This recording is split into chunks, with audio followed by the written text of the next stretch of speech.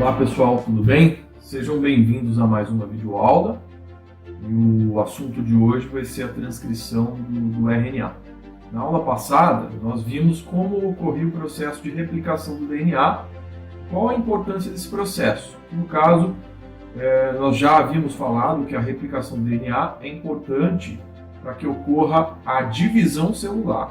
Então, os cromossomos se duplicam dessa forma, replicando o material genético, para que lá na frente, quando a célula for dividir, seja mitose ou meiose, ela esteja com esses cromossomos duplos para que a divisão celular seja possível.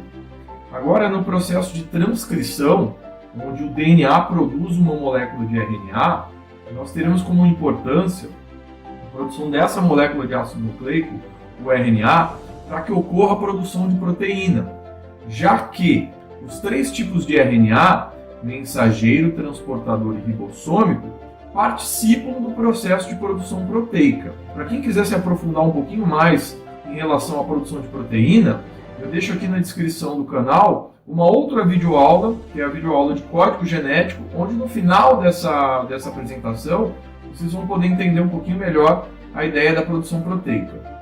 Para entendermos então o processo de transcrição do DNA para a molécula de RNA, vamos comigo até a tela. Pessoal, então a gente pode ver aí na tela a molécula de DNA. Essa molécula de DNA ela será parcialmente aberta para que uma dessas duas fitas, apenas uma, seja tomada como molde para que ocorra a produção da molécula de RNA. E para isso, nós iremos precisar da participação de uma enzima, a RNA polimerase.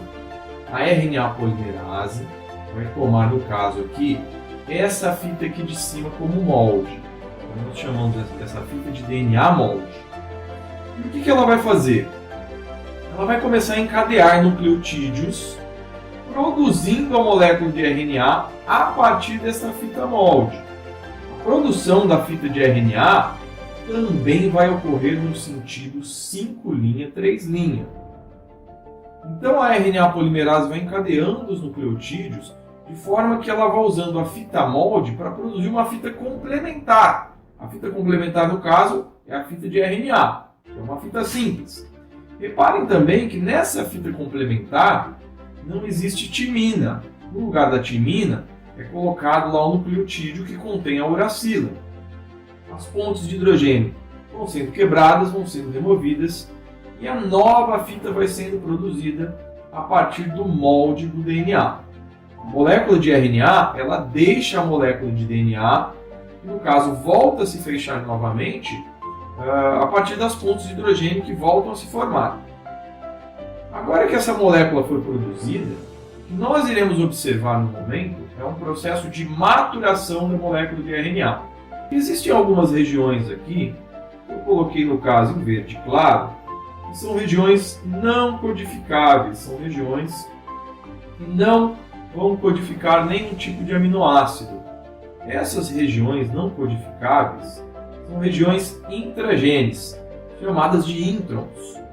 E as regiões codificáveis, que eu coloquei em verde escuro, são as regiões que irão se expressar, ou seja, são chamados de exons. Então o que vai acontecer agora? Vai ocorrer um processo de remoção dos introns, permanecendo somente os exons. Assim que esses introns forem removidos, esses exons então permanecem constituindo a chamada molécula de RNA madura. Então agora que a molécula de RNA se tornou madura, ela vai se dirigir até o citoplasma, mais precisamente lá no ribossomo, para que ocorra então o processo de tradução, ou seja, a produção de proteína. Pessoal, a nossa videoaula termina por aqui. Agradeço a atenção de todos. Curte o vídeo, compartilha e espero vocês até a próxima. Tchau!